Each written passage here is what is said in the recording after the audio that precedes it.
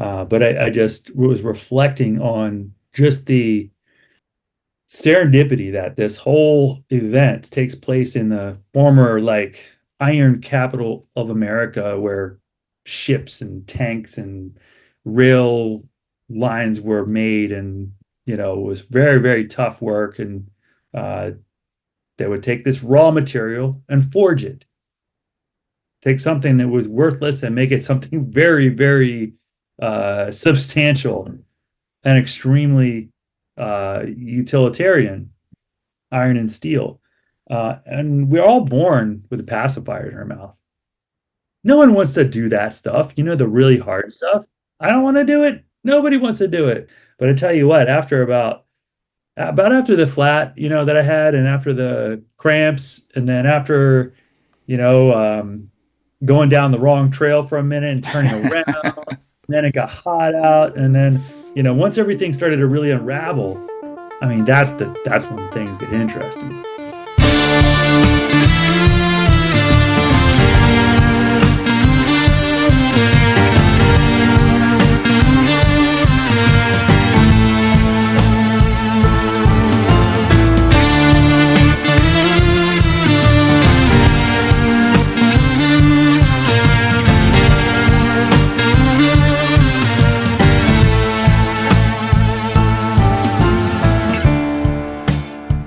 From KOM Cycling and Michigan Midpack Media, welcome to the Dirty Chain Podcast, the podcast that covers the cycling scene from the viewpoint of the Michigan Midpack. I'm your host, Trevor, and on this episode, Marji Gesick 2024. We hear about this year's Marji from a few different unique perspectives. Pro cyclist Jeremiah Bishop joins the podcast to share about his return to the Marji 100, where he landed a solid 4th place. He shares about his overall experience, his love for the race in general, and his overall stoke and respect for the community and the 906 Adventure Team, the nonprofit that puts on Marji Gesick. We also hear from Matt Wilcoski, who finished dead last, or DFL, for the borderline sadistic out and back.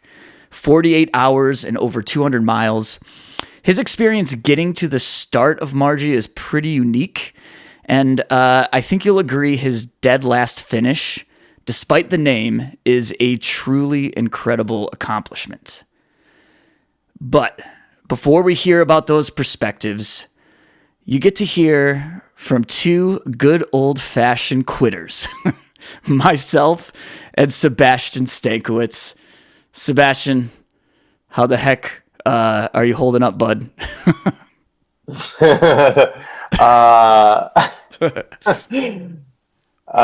Doing pretty good. Yeah, I still haven't touched my bike since the out and back attempt, but started I guess running, which some people consider more sadistic than cycling. So yeah, I mean we've had like a few days, over a week now since our attempt. We attempted it together, the Marji out and back, where you start you start in Ishpeming and you go backwards, and you get to Forestville, you turn around and do it again. I think about 50 of us started, and it looked like it was like a maybe 25 finished. And there were some good parts to our attempt. Good moments, sure. But I guess speaking for myself, I guess the out and back got the best of me. Yeah, definitely. I mean, I think, when we started in Ishpeming, it was it was pretty fun. Yeah, the stoke was high. Everyone's like, everyone first and riding it backwards. We were having a good time. Maybe went out a little bit too hard. Maybe not. I don't know. But, I guess we felt good and we did what we could. And then second half of Rambo, we definitely, started walking around a bit more up on the climbs just to make sure we were conserving ourselves. But no, I think we definitely had a great time out there. A little bit frustrating to not be one of the finishers, especially since we didn't, since we met all the cutoff times. But all in all, I think it was a great learning experience. So, Yeah, Sebastian, I'm curious, like, what was it that made you want to do the out and back in the first place? I think there's quite a few moments for myself when I was in the middle of it, like, and even I think between you and I, some of our conversations are like, what are we doing? Why did we choose to do this? Like, what was it that motivated you to take this on? Because on paper, it's honestly ridiculous. yeah, I guess, it's like one of those things that only happens once in 5 years. And so it was kind of like, oh, well, I'm not going to get the chance to do this again for 5 years. I should try it. And I don't think it was the best year to sign up for that, frankly. But I mean, it's I think it's actually easier on paper than it is in person. On paper it's 200 miles. In person it's 230, maybe 240 miles. So just getting to Forestville and seeing that we were already at 110 or 115, I don't know, miles already, and my Garmin had been shut off. I was just like, this is insane. I mean, this is absolutely crazy. So I think something I thought about, and I same with, I mean, like, I felt like once in every 5 years, it almost felt like a once in a lifetime opportunity to start it, to try it, to like participate with the others. Right. But I mean, you have finished Marji 100 a few times. You've experienced it quite a few times. I mean, I feel like I was in general, a newbie, only doing Marji 100 once. But getting to Forestville, I'm like, this is a huge accomplishment already to do basically the 100 backwards. And now we're going to turn around and do it again. And it was pitch black. I think we got there like, I don't know, midnight or something. I think that kind of thing for me, that's what started to invade my thoughts. It's like, of course, like extreme fatigue. Things were like, I just wasn't riding smart anymore. But like, it was those thoughts of like, this is stupid. Why am I even doing this? Why do I need to finish it? That's kind of what got in my head, and I think ultimately broke me down the line. I don't know. Like, what do you think? What was it about it that essentially, I mean, because we're still walking. I mean, you said you haven't touched your bike. Is that because of injury, or you're just not motivated to? I mean, one, not motivated to, and two, I always, feel like after super long rides like that, being in the saddle for so long, is not great for your soft goods. So, always like to give that a break, and I feel like what happens when you're not really prepared for that, or in a lot of pain on your sit bones, you start kind of sliding around on your seat, and you're not properly positioned on the saddle because your sit bones hurt so much, and you just kind of want to move around to find a comfortable position. And I always, forget about that feeling or that, desperation that happens of just being in the saddle for so long, even though we've done it together and I've done it many of times. But honestly, that's for me what ultimately ended it. And just the pain, I couldn't bear it anymore. So I didn't think it was worth more damage. Yeah. Like I was telling people, I mean, your butt hurts so bad, but you rely on your dropper post for Marji so much. And then it's like you're trying to figure out, how do I drop my post differently so I'm not putting all this pressure on my butt? And then I feel like every time you're getting on and off your bike, then you're just kind of like irritating stuff more. And yeah, it just kind of, it's like death by a million paper cuts. It just keeps coming at you.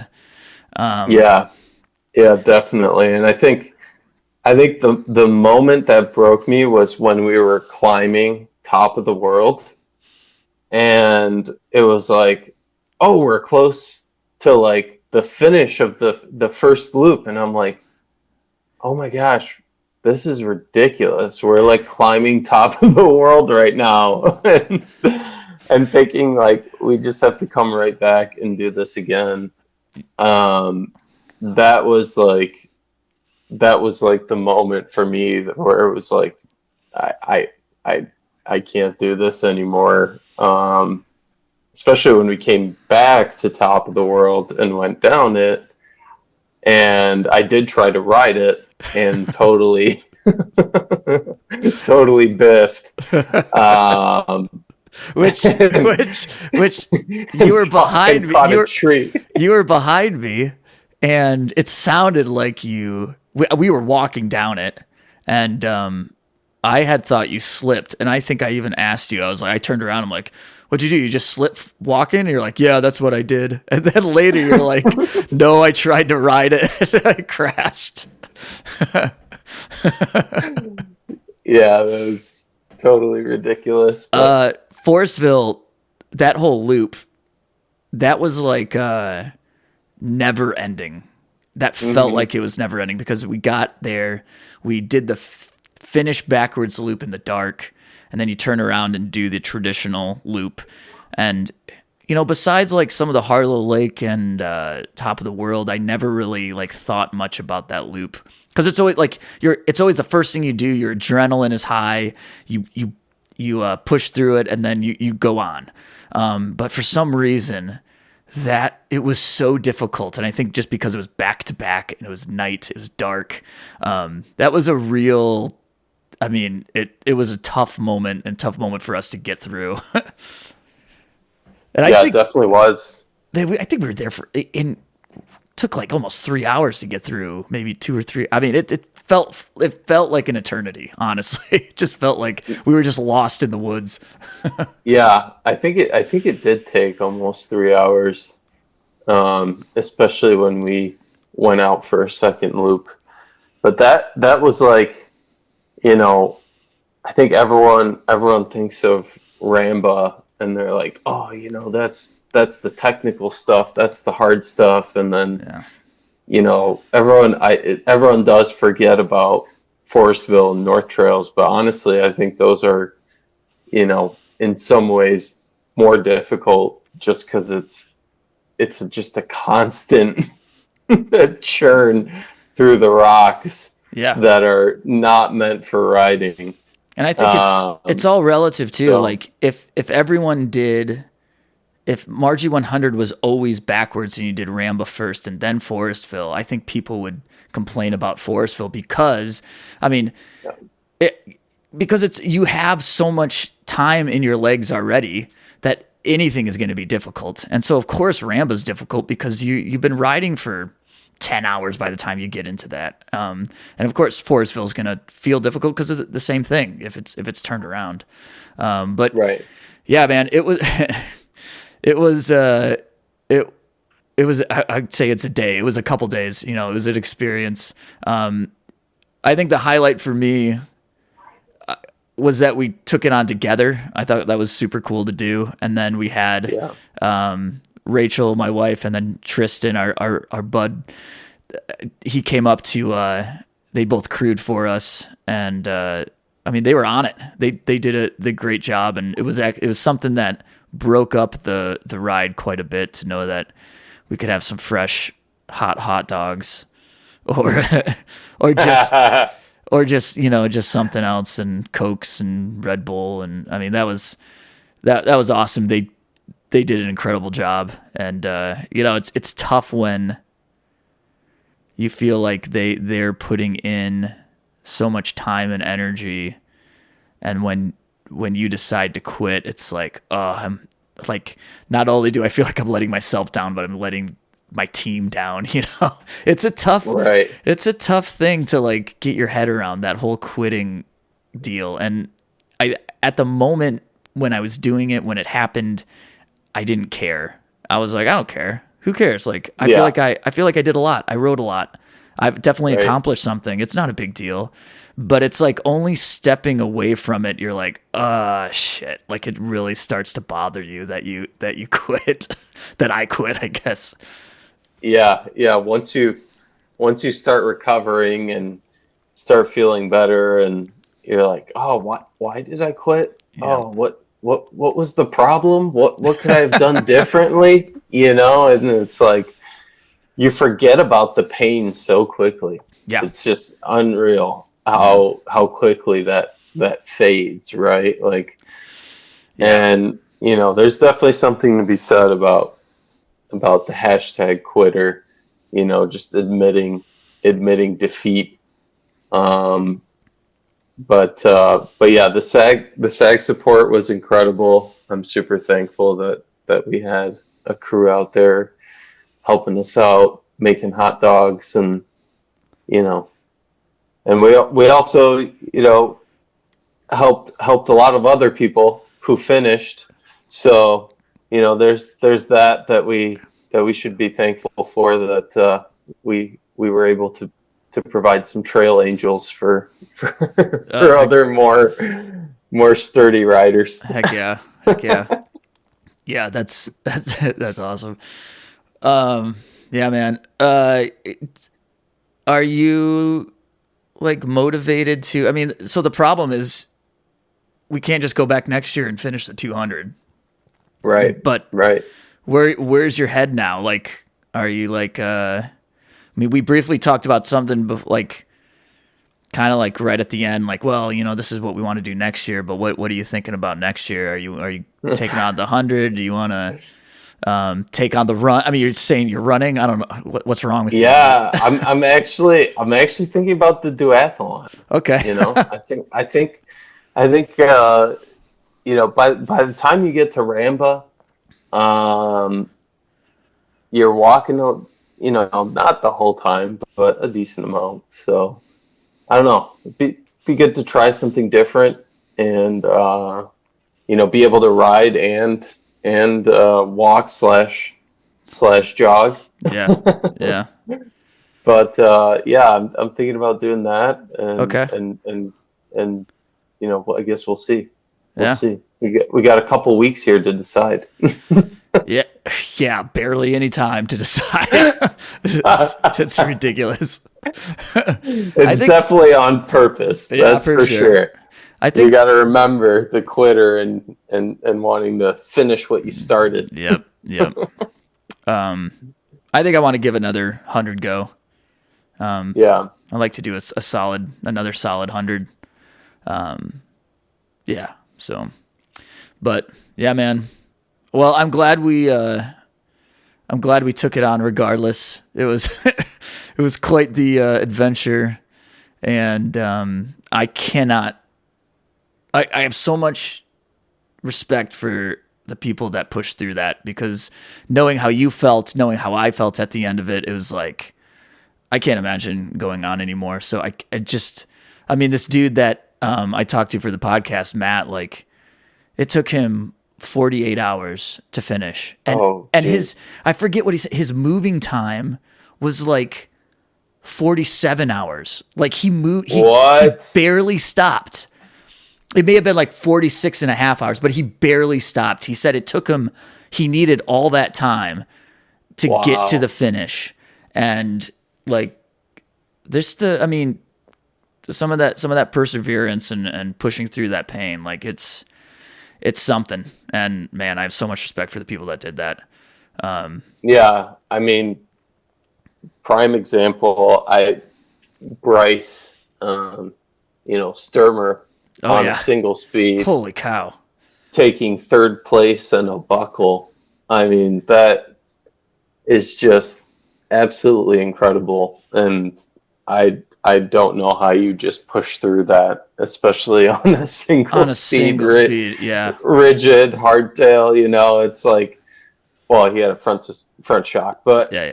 I mean, still on a hardtail, like just all that rough stuff right on your legs, no cushion at all. And then hearing from him that he basically didn't sit on his bike the last 60 miles is that's just unbelievable. Yeah. It's really surreal, the people who completed it, what kind of form and perseverance they had. Yeah. Well, cool, man. Thanks for taking it on with me, and we'll get back at it next year for sure. Yeah, definitely. Hopefully, we can finish some unfinished business. Yeah, definitely. All right, man. Thanks. All right. First up, pro cyclist Jeremiah Bishop and the Marji Gesick 100. And then Matt Wilcoski, the DFL or dead last of the Marji Gesick out and back.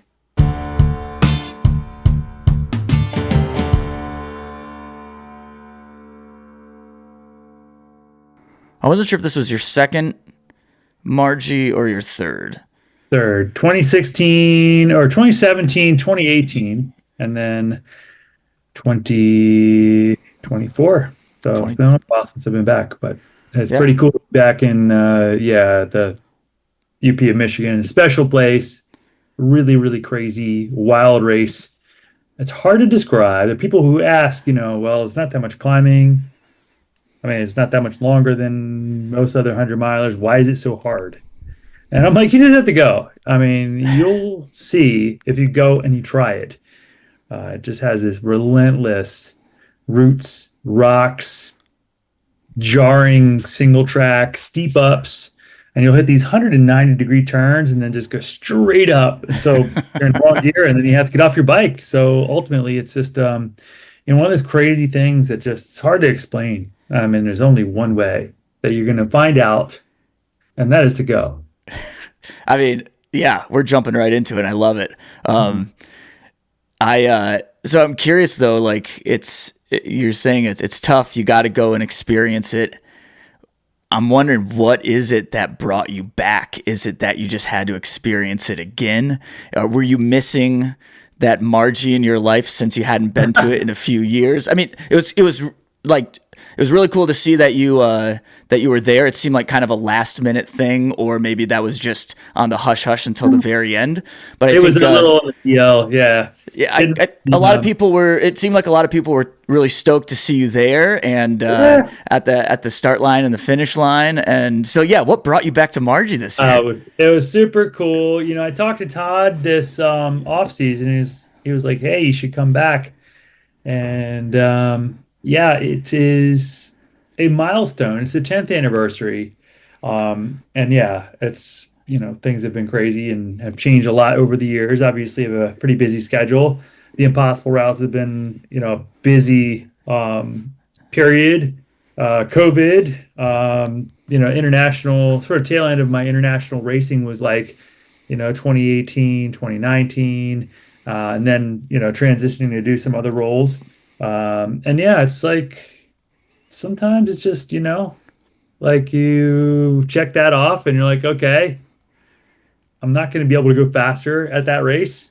But the community, I think the community is just incredible up there. And I can't really express to you how unique it is. It's really something. And the reason I was back is to celebrate the 10th anniversary of the 906 Adventure Team and Marji Gesick 100. It's something worth being there for. So, for those that don't know, the 906 Adventure Team, which the Marji Gesick 100 supports, is a nonprofit that looks to enable people and give them the tools to be their best. And it is youth focused, and they have 12 different sort of adventure teams all over the upper Midwest. And they even have one, I think, maybe in Northwest Ohio, but most of Michigan and Wisconsin area. And it's really unique, It's kind of got the same like tough love and core values that the Marji Gesick 100 has. It's just teaching these kids their core values of teamwork, camaraderie, hard work, self-discipline, and community.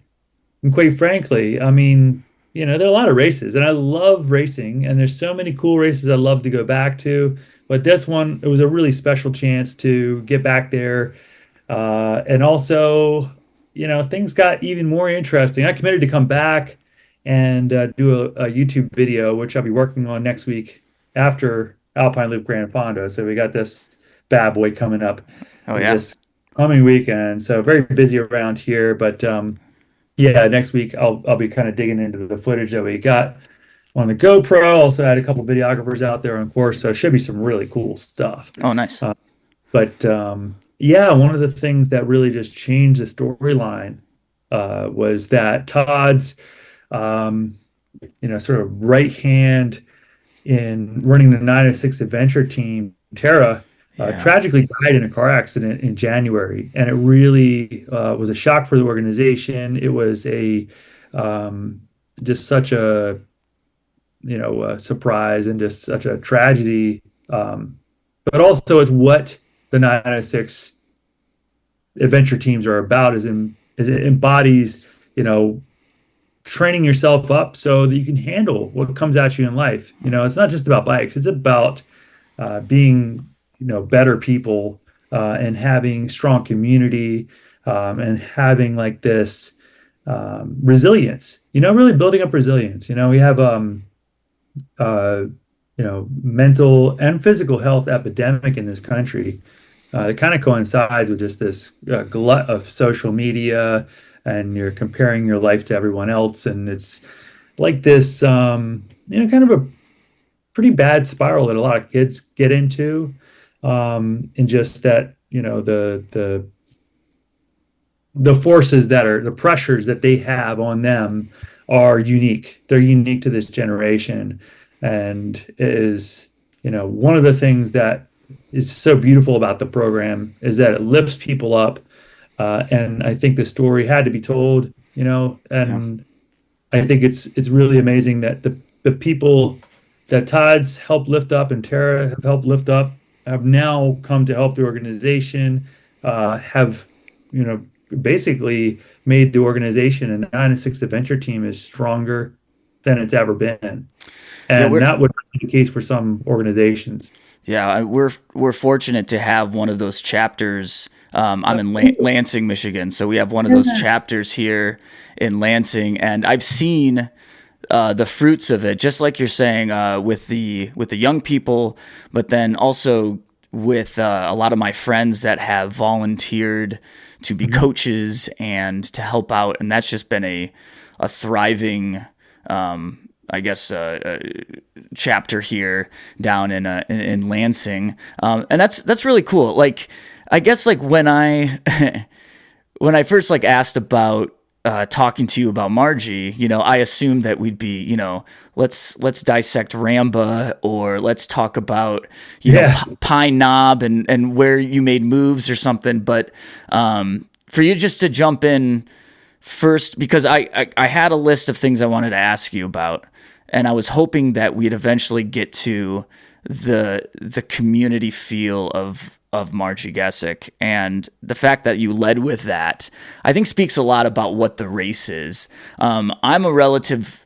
I feel like I'm a newbie to Marji. I've done several of the 906 events. So they have one's a crusher. It's more of like a gravel. They call it enhanced gravel, so you can ride a gravel bike, or it's a lot of that same area, but you're not doing a lot of single track. You're doing a lot of the ORV trails and just really getting back there in the woods up there in the UP. There's also the Polar Roll, which is a fat bike event in February. And I mean, you think Marquette gets kind of out there, like go there in the middle of winter when it's like -5 degrees. And but anyways, I finished the Marji 100 last year. I took on the Out and Back this year, which was the 200-mile stupid. Yeah. I'm not sure why. Okay, how far do you make? 170 miles. All right. That's Yeah. incredible. Yeah. Well, that's a really long mountain bike ride. Yeah, and it's a long mountain bike walk. You're just taking your bike for a walk. Like it got to be a lot of walking at the end for sure. Those trails are gnarly. Yeah. But anyways, all this to be said, I think after experiencing it for the first time last year, I was just like, man, this is something special. And everyone that's there has their own version of Marji and why they're there and what they're trying to accomplish, their different goals. And it's just a really positive and unique experience to be a part of. And I think that it's a positive experience to be a part of, put on by a unique and positive organization. And so for you to kind of lead with that, I think is really cool. And we feel like it's something special in Michigan to have. And so to have someone from the outside coming in and realizing that, I think that's really, really neat. I've raced all over the world. It's really unique. Rarely do you have an event that it is that soul crushing that people will continue and ride through the night. And it means so much for them to just give their best. It's almost like Burning Man meets mountain bike racing. Yeah. It's like this crazy, just collection or just this crew that comes together, and they all have different goals. No one really there's no judgment. If you're doing the 30, and that's awesome. If you're doing the 50, that's awesome. If you're doing the out and back, the run, the duathlon, whatever it is, I mean, there's a lot of mutual respect between the runners, the riders. They might not be people that see each other all year, but there's a ton of respect because everybody there is trying to be better. And, it's been a tough year for me. It's been really a lot of challenges, not nearly the challenges that Todd has gone through. But for me, it's like a great reset, to hit the reset button, to go do something tough and empty the tank and, here nor there, however it goes, I'm back there in the trails, doing something that I love to do and just, punishing ourselves. That's kind of the one of the mantras of 906 and Marji Gesick itself is like, find your limits and then push beyond them, or find your limits and then destroy them, crush them. I mean, you have kind of recently made a name for yourself as going out and seeking out some of the most difficult or, quote unquote, impossible routes. Is that something that pushes you? How important is it, do you think, is it for not only you, but for all of us to find those things that we might think would break us and then be able to succeed? It is, for me, it's critical to step out of my comfort zone, to get that nervousness and that little bit of scaredness, to go and to see what I can do. And really, the impossible routes is an opportunity to share that. Before I did the impossible routes, I did the Mastodon Ring, Stokesville, Dalfatz, Stokesville, training for the Munga, 100-mile national series, Cape Epic, Transalp. I did this stuff, for a long time, but I didn't really carry the camera and, put this tremendous amount of additional work into telling the story. But once I realized that intrinsic value of inspiring people, getting them to go, getting them to pick a date on the calendar and going and scaring themselves a little bit, preparing, pushing, getting their friends, rallying their crew. That stuff is just life changing. I mean, it's just fantastic. The letters that we've gotten and the messages on Instagram of how this has really helped change my life. I had after COVID, such and such sends me this message about battling depression and then finding a purpose and training hard and getting this like new life going. And these things are just incredible. Or it could be, just someone that's looking to get back in shape. I've several people that have messaged us that said they watched them on the trainer and they said, you know what, I'm just going to get out there. It doesn't matter if I'm not where I want to be. It just matters that I'm trying to get to where I'm going. And then they started to make that process. They knew it's okay to fail. That's one of the things that really is, I didn't think would be a part of the impossible routes, but it's really acknowledging and leaning into the fact that it does not matter if you make it or not. It matters if you try. I even talked with some really high level athletes like Abe Kaufman. He's considering taking on the Arizona Trail, but he's not sure. He's got hand issues. He had this broken hand this summer at the Hellenic Mountain Race. And he said, I'm kind of remembering, what you said last year. It doesn't matter if you're ready. It just matters if you're willing. And you're never going to get this chance again to be where you are right now. You might say, okay, well, next year, everything's going to be perfect. But then, tragedy strikes or, you have a broken leg or you have to take care of a family member and you don't have that time anymore. And then you go, man, I should have just went. I should have just said, it's okay to just be 80% and just go for it and do it. And so those are the messages that I love reading. I love seeing those. And, the content is unique because it reaches people in a visual way. There's music. It's exciting. It's fun to watch on the trainer and it gets you kind of amped up. But then people look at the map and they're like, maybe I'm going to do the Mid-South Ultra, or maybe I'll do Alpine Loop and try the 110 mile with a gravel. I don't ride gravel. I normally just ride road. That might be their thing. And in the upper Midwest, it might be Marji Gesick 100. It might be Vermont 50. It might be the Vision Quest in California. It might be Arrowhead 135. Yeah, I mean, I think that I'm sure for you, it's not just creating content for the sake of content. I mean, you're putting out this stuff to inspire and to spread stoke and push people beyond their own limits. There's so many things that I was thinking as you're talking about this. One of the things with Marji is if you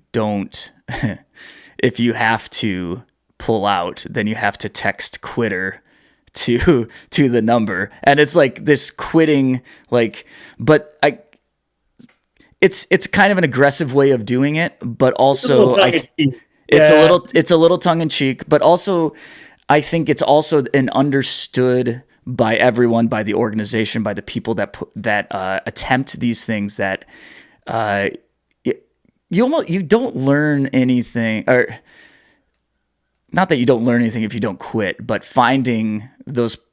getting to yourself where you have to quit, that's where you learn things. That's where you can figure out, okay, next time, this is what I need to do different to not be put in that situation. For me, the Marji Gesick is a very hard race. It's a great reset, but the people who are really getting the most out of it, they're the people who are at 3 a.m, 2 a.m, breaking down. They pull over. They think about pulling the pin. And they take a break and they say, I'm just going to go to the top of the next hill. And then they keep going. And then they kind of are exploring these deep crevices of their mind and of their capability. And then they make it to the top of the next hill where they plan to quit. And then they go, I'm going to just sit here for a minute, just work these cramps out. I'm just going to make it to the next, I'm going to go to the next aid station. And then I'll pull out there. And then they make it to the aid station and there's people cheering and then they get a Coke. And then they're like, well, maybe I'll just go a little bit farther. And it's this sort of process, this mental process that they're going through that is like the hammer striking the iron. It is slowly hardening and chipping away at the dust and getting down to that solid piece of metal that is inside of all of us. We all start as babies. I wrote something. It's a pretty cool little blog. I haven't posted it. I was going to I didn't know where I wanted to post it. But I just was reflecting on just the serendipity that this whole event takes place in the former iron capital of America, where ships and tanks and rail lines were made, and it was very, very tough work. And they would take this raw material and forge it, take something that was worthless and make it something very, very substantial and extremely utilitarian, iron and steel. And we're all born with a pacifier in our mouth. No one wants to do that stuff, the really hard stuff. I don't want to do it. Nobody wants to do it. Yeah, I really like shorter mountain bike races and the carving and the turning. But I tell you what, after the flat, that I had, and after the cramps, and then after, going down the wrong trail for a minute and turning around, and then it got hot out, and then, once everything started to really unravel, I mean, that's when things get interesting. So the people getting the most out of it really are those that are pushing themselves right up to the limit. And I just got a little bit to the limit. I'm racing, but I'm in fourth. I'm still doing pretty good. And I'm just taking a little peek in there in the pain cave. Some people are down in there just at the bottom of it. And that is really the awesome stuff. That's the stuff that really develops you.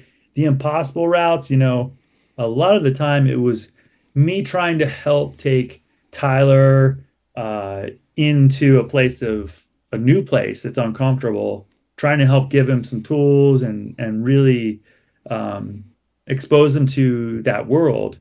Whereas I'm not, totally riding outside of myself. I'm like 90%. I'm definitely, getting to that edge, but getting him, he's getting a little bit farther in. And, same thing with Andrew Jackson at the Dark Divide, and Eddie Anderson when we did Glacier to Teton. The kid never cusses. He's very, very reserved, very in control, but we actually got him to the point where he's like breaking, and it was awesome. Dropping the F-bomb, ready to throw his bike, like, whoa. Well, check, we got there. And those are the areas where you're really developing and you learn a lot about yourself. The last episode in Bolivia, I'm not gonna lie, Tyler was pissing me off. Then we had the run-in with the miners, and we had some ongoing, arguments just about the business itself, because we're trying to co-run this business, and he's slowly just, it's gravitating his direction, and he's posting on his channel and managing the Instagram, and it got a bit intense, let's just say that. And then I overreacted for sure, but I was also extremely exhausted. Almost got captured by Bolivian miners. And then Tyler holds on to this truck for about 10 minutes and leaves me going up the climb. And, one thing I do hate is cheating. And so I snapped, and I found the limit. That is to be expected. I wish it, didn't come out, but I found that temper that I used to have as a kid, and I was pretty pissed. But hey, that's part of learning. It's part of learning about yourself. It's part of, exploring those crevasses. And I've had some time to process that. And that lesson is valuable if you do something with it. And so it's been really such a great process. Every episode we've learned something about ourselves. And it's not just creating content, there's a lot of stuff off camera um, that I could tell you all about. That's phenomenal, opportunities to learn. And then the content itself is all authentic. We have the rules of never pre-riding the courses. The courses are unique and some configuration that no one's ever ridden. And we just drop in. We have a very short time limit to shoot these things, and we just go. And stuff happens, and it's quite brilliant. See what becomes the challenge. Sometimes it's running out of food or water, but we don't have any idea what it's going to be until we go. And that's the authentic part about it. And that is what I love about the impossible routes. Yeah, that's cool. Just like it's kind of taking that Marji challenge to the next level and the next level, and keep seeking that out and seeking that out. That's cool. You mentioned, so you said you flatted this year. Yeah, I had a puncture. The sealant did its thing though. Okay. I got the CO2 on it. CO2 blew most of their air out. But I was lucky to, be able to get it to go, and, it took a minute there, but yeah, a couple of times stopped. It was not the difference, but it definitely was the gap. Like, and then once they were gone, it was like, all right, now I'm just in my head and just doing my thing. And yeah, it's been kind of a rough late summer as far as the form goes, but hey, whatever, top 5 at a race like that, and a buckle. I have zero complaints. You just do what you can with what you have. Again, and those are such good reminders. You take a look at the race reports, after World Championships, and there's someone that's like 6th place in the world amongst the best riders on the planet. And it's like, really disappointed. Thought I could come out with more. And you're like, really? Did you not just revel in the experience of ripping around a 100K backcountry course through the wilderness with mud, with the best riders on the planet, and the sliding and the jumps and talk about that for a little bit, Yeah. So that's a good attitude to have. I mean, it seemed like your form was just fine to me. but yeah, it's decent. It's decent. It's just been a long season. I was really on good form. I won 6 races this spring. Won national championships wherever that jersey is. There you go. National championships, Masters. Nice. And yeah, so I mean, I was able to rally, and it's sure as hell not getting any easier at 48. I tell you, it's like I can find good form, but then finding winning form against the 26 and 28-year-olds, that is getting increasingly difficult. And part of it's just the amount of training. You got to train a lot, and I had not been training enough.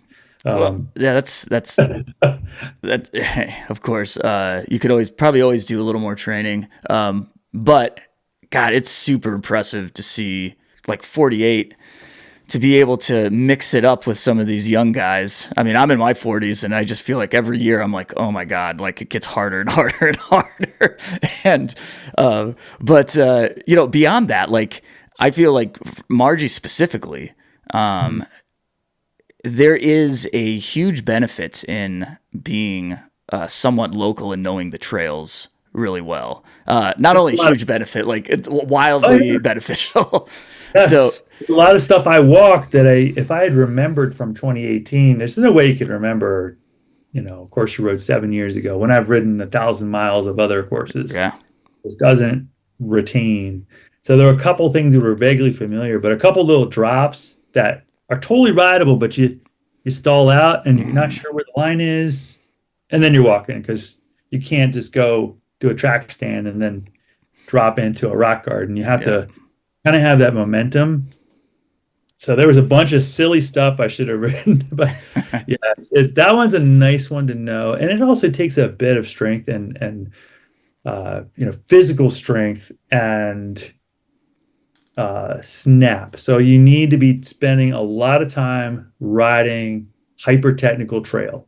And I think that's, not something I've been doing in the last month. I've been, I went to Grand Fondo, Maryland to promote the Alpine Loop Grand Fondo. So a road event and a gravel event. I had Shenandoah 100, so that was good, Yeah. but just a little rusty. You need to do a lot of technical mountain biking. You need to Yeah. be able to do those wheelie pops, and it's almost like riding a jackhammer for hours. And That is exactly why I think that's what killed me for the out and back is we rode pretty well for the first 100 and rode a lot of stuff that I felt pretty comfortable riding, and but was able to like ride a lot of those sections, and then all that jackhammering just destroyed my upper body. And not having that, trying to going up those climbs and trying to like move your bike, your front wheel, I was just like running into stuff and stopping. Like I couldn't get over it. And then you just start walking, and then things just kind of unraveled. But but yeah, that's kind of the experience for sure. It's not flow trail by any means. It's some technical stuff that we always like to tell people, or the best advice I've heard is that if you're local enough and you want to take on Marji and you want a successful experience, go up there and experience the trails before you take on the event. So you know what the heck you're getting into. Because honestly, like we don't find that stuff down here, downstate Michigan. It's sandy. It's not rocky. It's more flowy. So being able to experience it, I think, is super beneficial. Yeah. It's a big difference when you come with a bit of that fatigue and you felt that limit. I imagine, it would be great is to a couple weeks out, ride 50 miles of it, the last 50. Just get a feel for it, and you'll just feel like, whoa. It's you have to sort of build your way up. And when I had the course record in 2018, I had done Cape Epic, Andalusia bike race. I mean, I had done thousands of miles of off-road racing that year. It was like last year of the big, pro international endurance team, 100-mile national series. Like, man, it was a lot of really, really, really tough races against very high competition, a lot of very jarring stuff, a lot of riding with that dropper down. Yeah.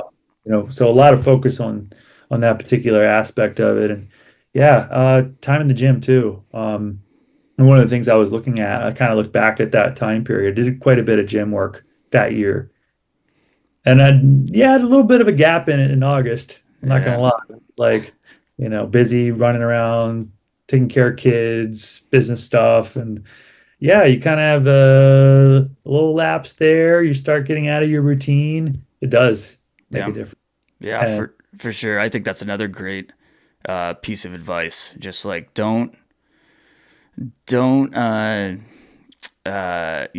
the conditioning, it's so easy. Like if you have like, say you have 10 hours in a week, what I want to do is just be on the bike every single time. But like, is that the best use of my time, or should I do 8 hours on the bike, 2 hours in the gym? I don't know. And I feel that. I mean, I feel when I'm, right at hour 20 of riding, I'm like, should have done more push-ups this year, Trevor.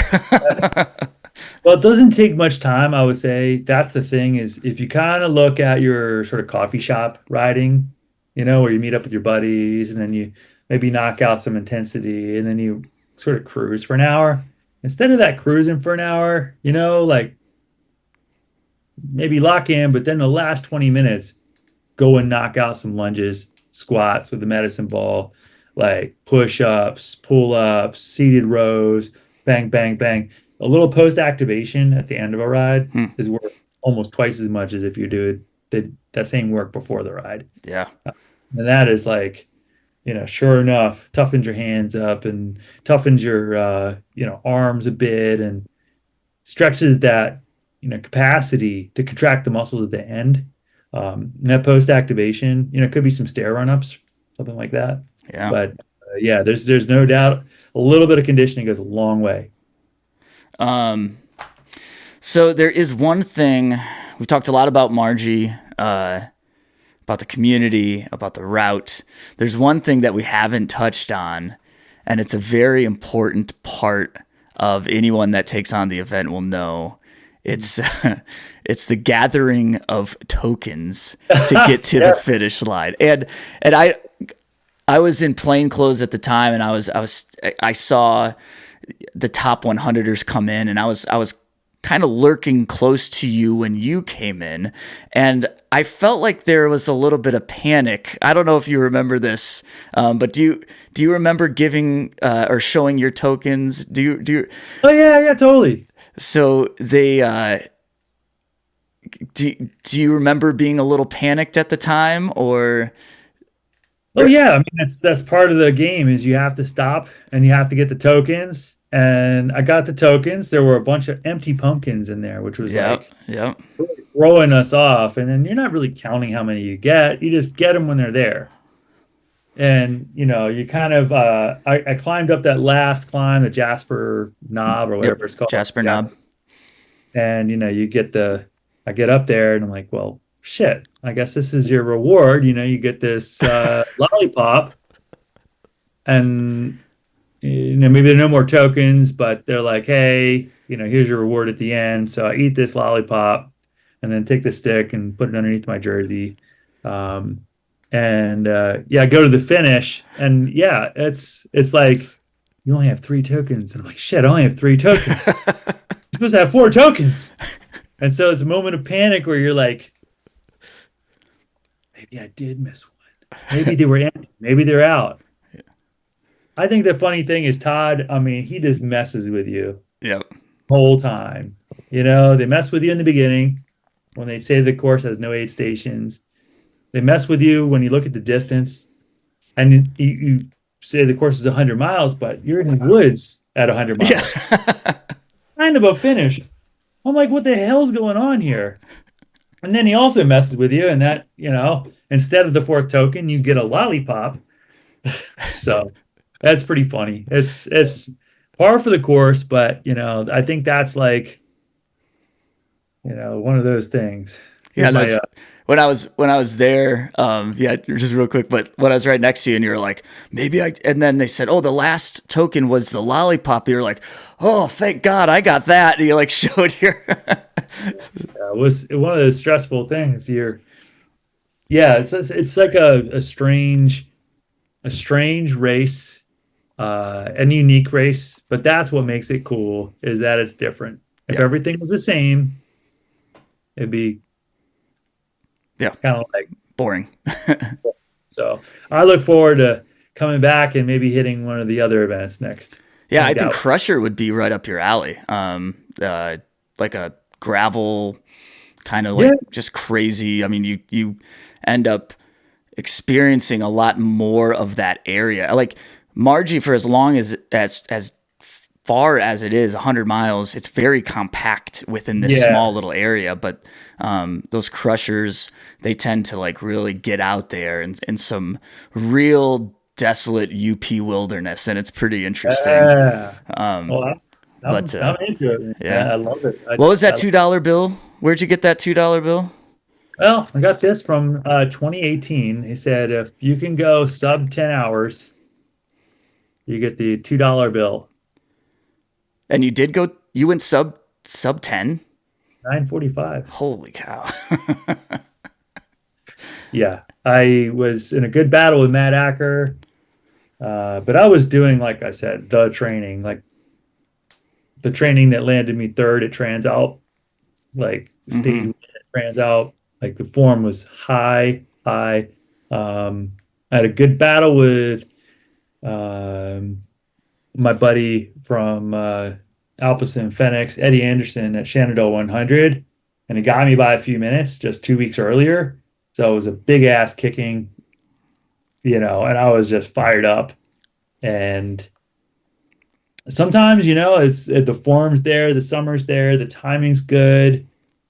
I guess my prep coming into it was like ideal, and then bang, we hit that last 20-mile loop, and I hit the turbos and was able to sort of attack those last climbs, which is a very rare occasion when you can actually attack the course at the end there. Yeah, for sure. Yeah, that's not so easy because Yeah. the year before I was in fumes. I was broken. I had somehow head down this road right past the aid station the second time you're supposed to go through it. And so I did the whole last like hour and a half, 2 hours on just a couple swigs. Oof. I was bonked, broken, almost broke my leg when I crashed in the mud. And it was brutal. That race ate my lunch. I came back and put in like close as I could get to a perfect race there. So you can see why I didn't want to necessarily come back. I was like, oh, I mean, I locked and loaded and like sprinted up the last hill. Like it was a cross country race. I felt great. Oh man. I was just empty, pretty much ran out of gas in the last 5 minutes, but I was done. So it was perfect. And yeah, it's worth coming back. I'm glad I came back. And it's not about perfect. It's about finding your limits. And that was a good lesson to relearn for myself. I think as a racer, career, bike racer, it's easy to get in that trap. And I think a lot of riders my age, they're just like, I'm just going to hang it up. There's nothing to gain. I'm not getting faster. I don't have the glory and the, that, I guess, what do you call it? Reward mechanism is not the same. Sure. You train really freaking hard and then you get like third. It's just not quite the same as training really effing hard and you win. It's a very different feeling. So it was good. It was really good, actually, because it really reminded me how important it is just to lean into it and send it once a month. Do something that scares you and do something that pushes you. Do something that empties your tank, and it makes everything else seem easier. That's so perfect and well said. And I cannot thank you enough for, I don't know. I mean, I had all these questions just in case we needed talking points, and we didn't need any. You're a natural, and it was so cool to see you out there and then talk more about it. And I think you not only did you race well, but you kind of really pumped people up who saw you out there. I saw like people were meeting you and Awesome. being able to talk with you. So that's super cool. And then just to bring more light and attention onto the unique and special thing that is Marji Gesick. I think that's incredible. So Jeremiah, man, thank you so much. Absolutely. I hope to see you out there and bring some more of your friends. I love to get back, and I've been threatening to come back and do some more snow riding because fat biking is super fun. Heck yeah. People just have no idea. So for folks out there also that want to learn about the 906 Adventure Team, make sure to look them up online. And it's an incredible program. It's really very unique. So I hope you check it out and support it. Yeah, and have a good Alpine Loop Grand Fondo this weekend. Sure. Thank you. Next weekend. Next weekend. Next weekend. Still So time to October 6th. I think October 6th. I think I should get this out next week, so this will predate your Fondo. So I guess if you're in the area and last minute registration, go ride the Grand Fondo with Jeremiah. Oh yeah, it's really cool. There's a lot of celebration, a lot of beer, a lot of people pushing themselves, but also it's really a great cause. Supports cancer journeys and the Shenandoah Valley Bicycle Coalition. So it's really a lot of fun. It's still a lot of tank emptying, not quite as much self mutilation as Marji Gesick, but it's got the really tough time sections. And yes, people do see themselves on the backside of West Virginia's mountains. Yeah, very cool. Awesome. All right, thanks for having me, Trevor. Yeah, thank you, Jeremiah. Appreciate it.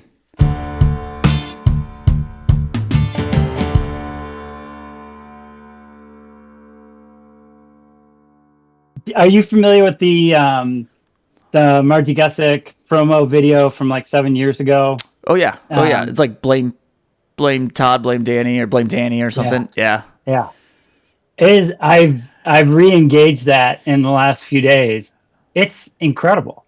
It is. I don't know who produced it, but it is so well done in terms of, just the mix of images, the audio, the video. I mean, it is just a work of art. Oh yeah, so. And telling the story and getting you, especially coming into it, like if you've never experienced it before and you're wondering like what the heck it is, I think that video does a great job of like introducing the chaos that is Marji Gesick. Right, and most people are probably going to watch it and go, oh, whatever, beautiful part of the country or whatever, but they're going to kind of walk away from it. I watched that thing. I don't even know how I ran across it because I didn't know anything about 906 or Marji Gesick or anything like that. And it impacted me. Like, I was like, that is so cool. Yeah. I mean, and then to watch it now on the other side, after you've been through it, I'm sure it's a different experience. There is a new experience. Absolutely. Well, hold on. We can't get too ahead of ourselves because we gotta. Wait, are you drinking coffee or beer? That's a good question. It's coffee. Okay. It is. So I can grab a beer. No, that's if we're doing that. I think it's early afternoon. I'm gonna try to get a ride in a little later. So if totally fine. If you were drinking a beer, I would have went and grabbed one just so you weren't alone in that partaking. No. But I am representing some local trails here, though. I've got a Peoria Area Mountain Bike Association. It's another. They call it Keg of Dirt, and they've got 8 trail systems at this point. Yeah, so this was 8 trails. Is where they link it all together and you ride. So they've got a Keg of Dirt is the big one, and they've got other smaller ones. But the Keg of Dirt, you ride from trailhead to trailhead, ride each of the systems, and there's only usually a few people that do it each year. But there are definitely similar things like that down in the kind of the lower peninsula part of Michigan that I'm from. We string together there's like days that you string together every trail. So is that, you said Peoria, that's where you're from, Peoria area? It's close. I'm in Bloomington Normal. I literally live in Normal, Illinois, which everybody says and kind of snicker and go, who came up with that name? And Matt, Peoria is maybe 30 minutes away. Okay, so that Peoria, Bloomington, Normal, that whole area there. Right. So outside of Michigan for sure. And we've previously met. We've ridden together. I think it was the original or the very first Watermoo is where I met you. That's definitely the first time we rode together. And I was a little starstruck. I was like, I'm riding alongside Trevor Gibney. Holy cow. Oh, please.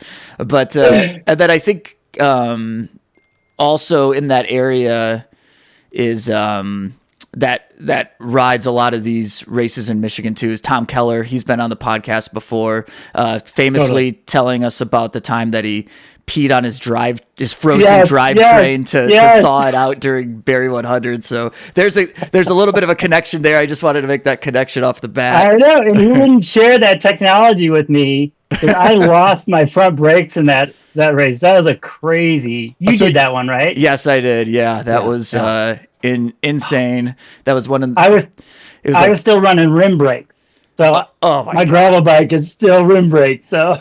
Goodness gracious. So it was cool to see you up taking on the Marji Gesick Out and Back, the 200. I guess I have to, before we get into what occurred those couple days, those 48 hours, all that went down, I need to know what the heck got you there in the first place. You already kind of you kind of mentioned it already that you didn't know much about 906. You didn't know much about Marji Gesick. Was this your first 906 event experience?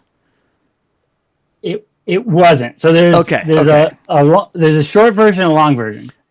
The short version is, and hopefully I'm not going to get in trouble for this, but Todd let me in the back door. Okay. So so that is, I had appealed when I saw there was a 200. So I'm 57. So I just very much have the mindset of who knows about the future, who knows next year what I'll be able to do, much less 5 years from now.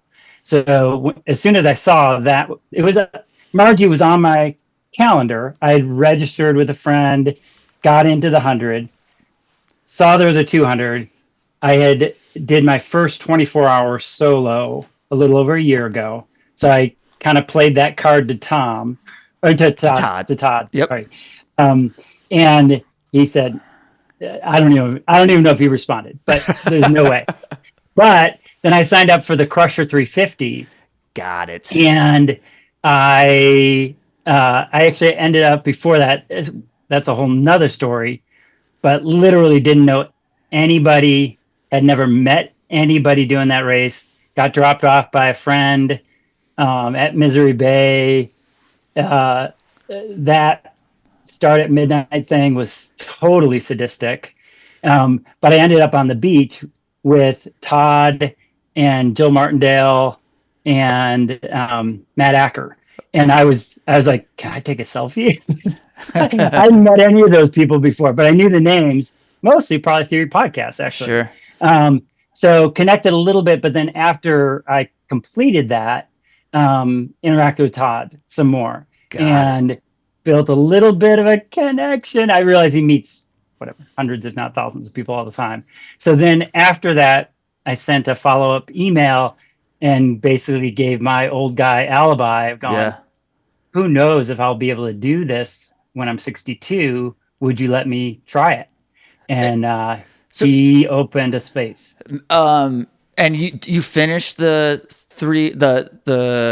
Crusher Ultra EX, or not EX, the Crusher Ultra 350. I did. Yeah. So this story is even better than I thought. I mean, I thought I wasn't sure like how you got in, because I knew that you, just from what you kind of told me, and I knew you hadn't done Marji at all. So you were a complete Marji virgin. But then I'm like, trying to call it fresh meat. Yeah, fresh meat, absolutely. Yeah, let's get the terminology right here, Trevor. Right. Fresh meat. And but I also knew that you had done like you did Iowa Wind and Rock, correct? I mean, I did. You have a couple long rides and events and races on your resume. Yeah. So my thing is, like, you just sent those into Todd. Todd said okay, and you got in. That story is not as good as this one. That you actually, like, I mean, it was your first Marji, but like this year has been your introduction to 906 in a real 100% a real way. And for you to jump in with the Crusher Ultra, is that what they're calling it? Crusher Ultra? Yeah. Right? Yeah. Crusher 350, so. Crusher Ultra, whatever it's called. I just call it 350. The 350. Of course, it's 375. But the 370. Oh, yeah. For you to do that, and then basically,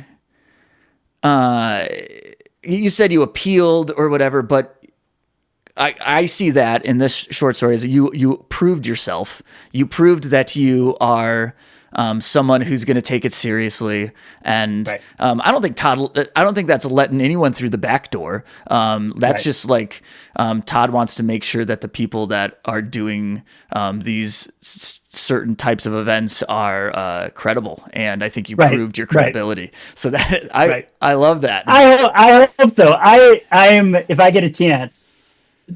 I was delirious after the race, but if I got a chance at some point, I would love to ask him what he actually thought about me doing the 200. I gotta believe he was skeptical that I would finish. So, and now I look at it and go, "That's crazy." Well, it's crazy that. What you said you're 56? 57. 57. I mean, so Matt, you weren't even the oldest one on that took it on. Yeah. We were riding with this guy, Michel from Quebec City. He said he was 60 years old, and his thing that he wrote to get into the race, he wrote to Todd. He said, I want for my 60th birthday to do this. But come to find out, this dude, he did the original 200 and finished it. He's done like 4 or 5 other 100s. I mean, this guy's a legit. Well, and so that's some of it. This is a long time coming. I think probably, so it was July 2023 that I did my first 24 hour. It was in Wausau. And that was, but I had kind of thought and dreamed about doing which I define as 24 hours or more. Sure. I don't know if that's official or not, but whatever. I kind of feel like ultra, I don't know what the definition is. I mean, I don't know. I think it's a lot less than that, maybe over 100 miles. And that may be, so I've got my own. Your own definition. Version. That somehow there was something about going over 24 hours. For that sure. Felt meaningful to me. But in 10, 15 years before that, I had done Brown County Epic there's a huge one there. Horribly Hilly Hundreds in the driftless area of Wisconsin. They've got a 200K. That was crazy. Out in Colorado, they have the triple bypass, but they used to have a double triple bypass. So I did that. And so is that like an out and back of the bypasses? Yeah. So you do Evergreen to Avon and then Avon back to Evergreen. And some of it was just practical I didn't have a support crew. And that's a theme that you'll see so I literally was able to crash in a guy's hotel that was from Bloomington Cycle, but I'd never met before. And some of it was just, then I can ride my bike back to my car and it's just pure. Yeah. So, necessity. Right. But so I've done a lot of riding out in Colorado, a lot of really rugged mountain biking out there. Guy named Dave Chase from Lyons, Colorado. He's a former pro mountain biker, runs a shop, Tuesday Night Ride, that is nuts. And so a lot has led up to thinking that I could even consider doing something like this.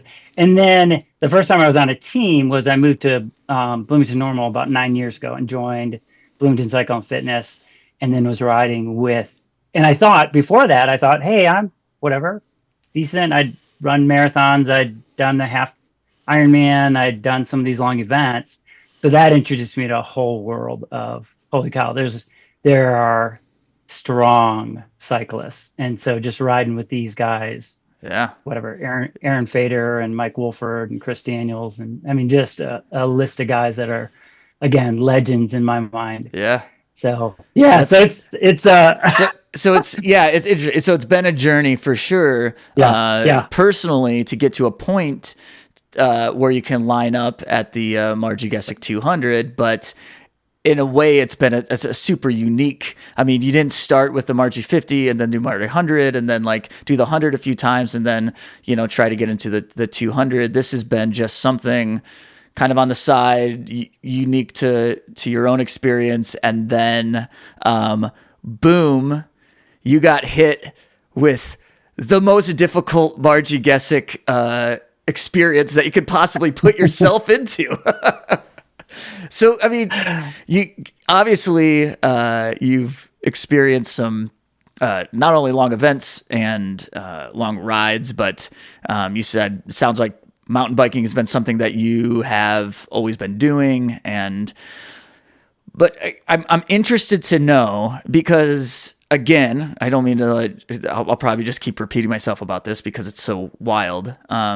There's a traditional way, a traditional pathway in a lot of the times into the Marji or the 906 world, but especially the Marji world, and it's maybe you're introduced to those trails and you go up there and you ride Ramba or you ride South Trail, and then you think, well, maybe I'm going to try Marji someday. And a lot of the times people will do the 50 first, and then the 100 is like, can we even accomplish the 100? Can I finish the 100? And that's the main event, is trying to finish the 100.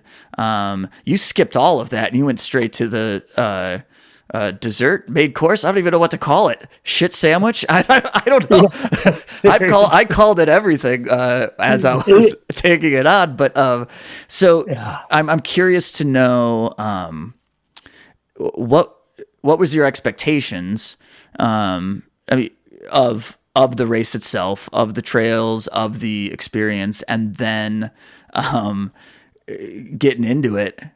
Did it meet expectations? Did it exceed expectations? Did it totally create a new definition of some things? Tell me first about your expectations, and then we'll get into like the true experience. So I wasn't. I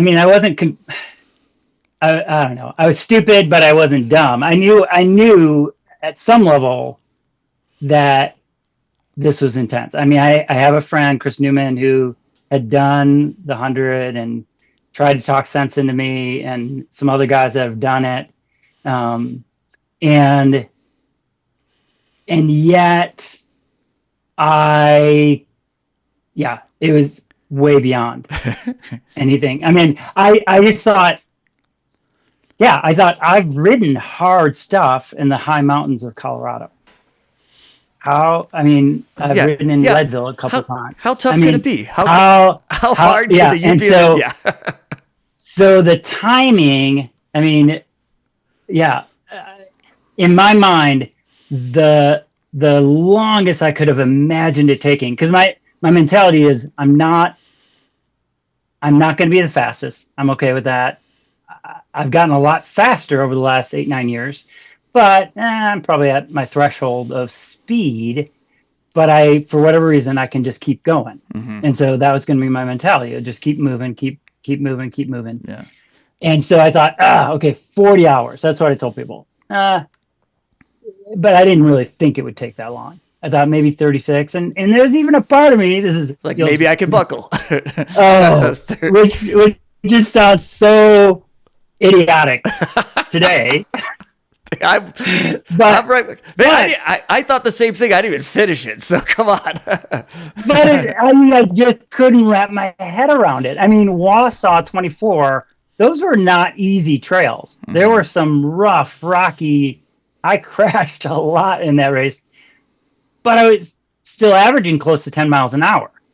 The concept of averaging under 5 miles an hour on a trail, I just could not wrap my head around. Yeah. So it was far exceeded the challenge. And at some level, it may be to my benefit in some twisted way that I didn't know what I was getting myself into. Good point.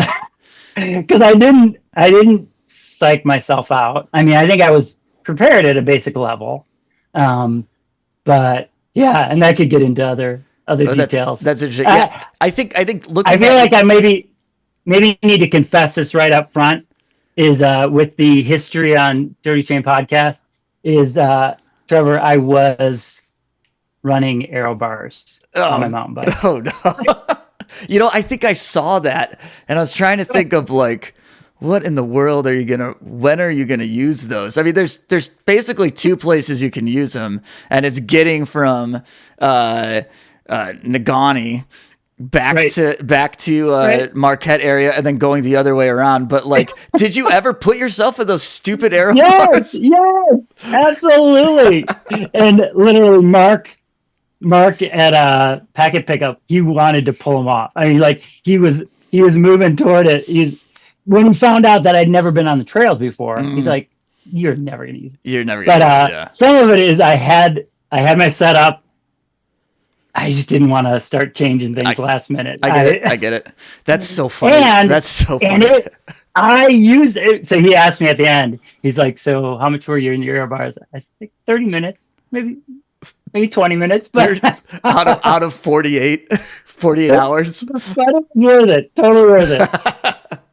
And for me, it's all about different hand positions. You should have. I don't know. I think from here on out, you should just lie and say you used arrow bars throughout all of Ramba. Holy cow! There were some trails that were fun.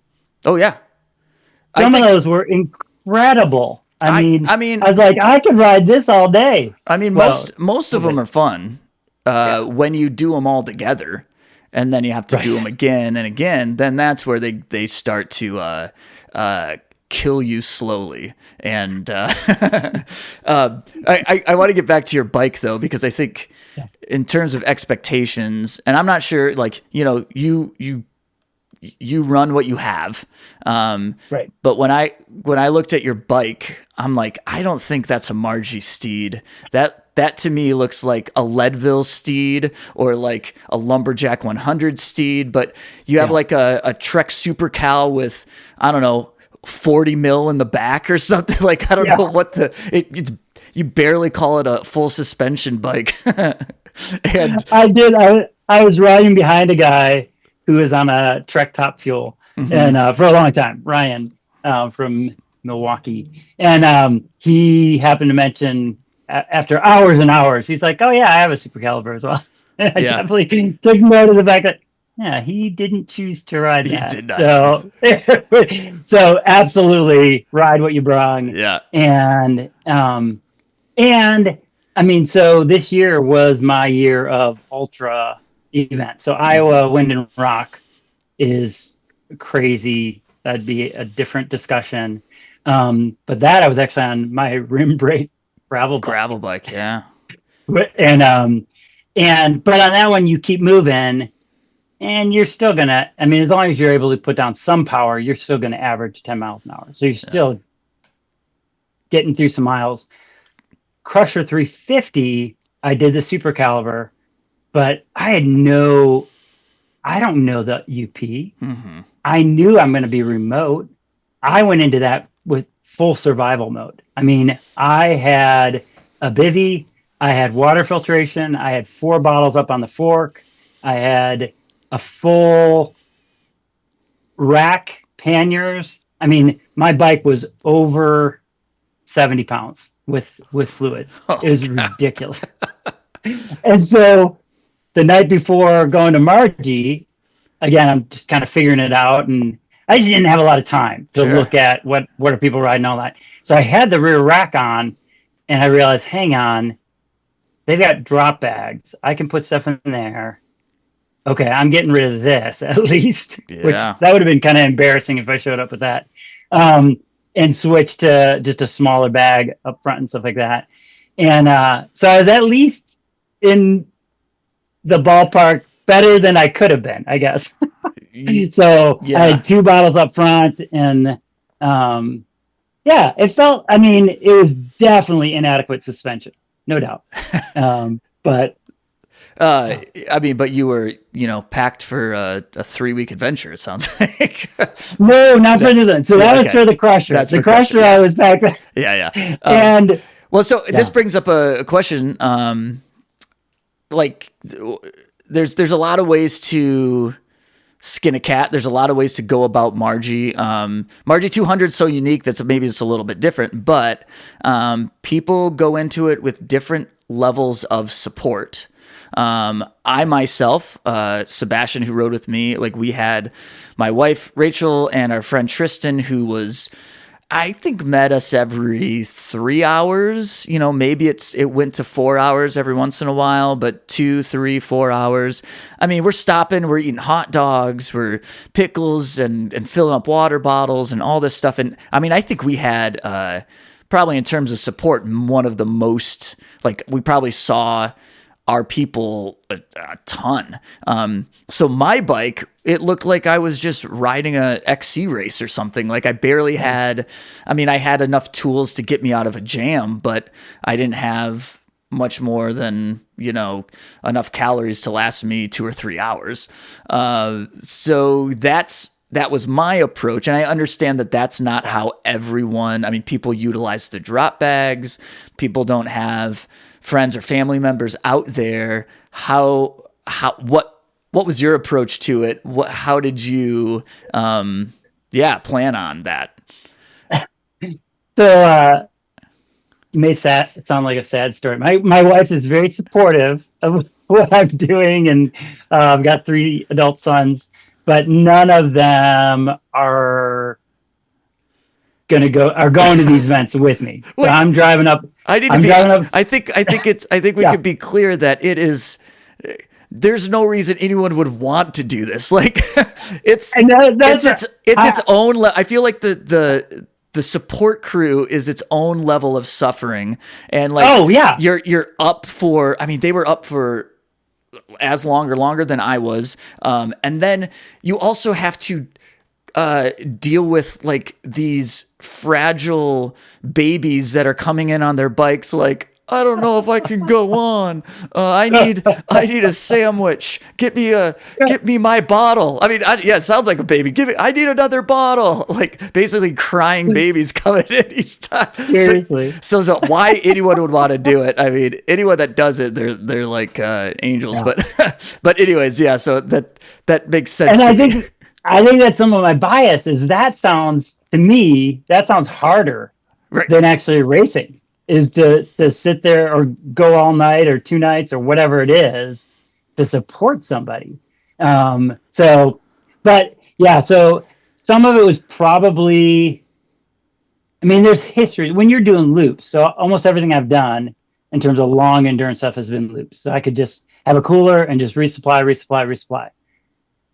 Okay, that changed. Iowa Wind and Rock. Their deal is it used to be Trans Iowa, and I've compared it to like the Barkley Trail thing it doesn't cost anything to enter, but the support, I mean, is nothing. Yeah. They will provide nothing. You have no route. You're actually following cue sheets, paper cue sheets. And then at 2 stops, you get more cue sheets. If you get any support from any person, you're disqualified. So if your wife showed up and gave you a bottle, you're out. So that's the idea there, is total on your own. I mean, riders can help other riders. So I think that's some of just a very different mindset. Absolutely. And so with this one, the drop bags, I was like, oh, that feels like cheating. I mean, I could just stuff a bunch of things in a duffel bag and I'll have it every 5 hours or something. And so, yeah, like whatever, I could have my battery pack in my duffel and recharge lights while I go out for another loop or whatever. And so, yeah, so I had the people I stayed with, the Carmodys, are Marquette. I'd met Tom once. He jumped in the truck to drop me off at Misery Bay for the Crusher 350. Okay. So that was the extent of my relationship. Now him and his son know the Marji well. His son actually won the Marji 50. Oh, nice. So Ben, amazing kid. So he did drive me to the race, stuff like that. But there was nobody. I made connections, and the culture is incredible. Yeah. Holy cow. I felt like people were constantly asking me, can I get you anything? Can I get you water? Can I get you scratch? Can I get you, what do you want to eat? I mean, I had a taco, I had a McDonald's burger, I had a slice of pizza, I had a couple grilled cheese. I mean, there was an abundance of options and support just through all the people out there. I think if you aren't going to have support, it's not the end of the world, because I mean, the rule is that you can have a crew, but they also have to be prepared to support everyone. So exactly. So if you roll up on anyone that looks like they're supporting someone, well, then they better be ready for you. And I think for us as the rider, like it's not wrong to take advantage of that. And then also you go into Jackson Mine Park. Well, for us is 4 times, if you finish, but I only got there 3. But there is quite a lot that you can take advantage there. And then there are some other spots. So honestly, like if I were to do it again, I'm not sure how much I would rely on support, because there are a lot of places where you can get stuff. But Right.